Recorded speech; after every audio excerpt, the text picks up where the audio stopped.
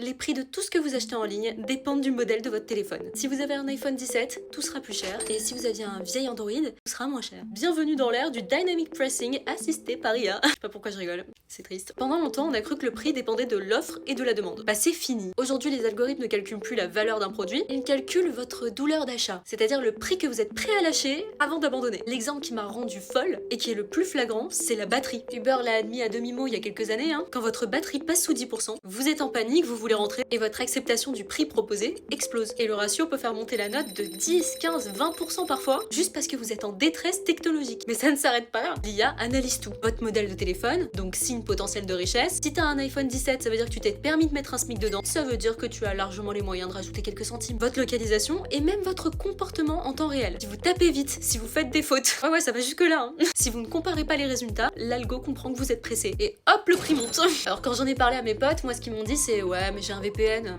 je suis tranquille. Bah, c'est faux si tu m'as écouté juste avant. Oui, le VPN factuellement va cacher ta localisation, mais il ne cachera pas la vitesse de frappe, votre modèle d'ordinateur ou votre historique de cookies. La seule vraie défense face au dynamic pricing, c'est de devenir imprévisible. Ne jamais acheter sous le coup de l'émotion. Des billets sur un coup de tête. Parce qu'en face, vous avez des algorithmes ultra puissants qui savent comment vous faire craquer. Donc si vous n'avez pas jeté vos anciens portables, bah, ma foi, ça vaut le coup de faire la comparaison. Et puis devenez fou, quoi, en termes de recherche. Et c'est pour ça que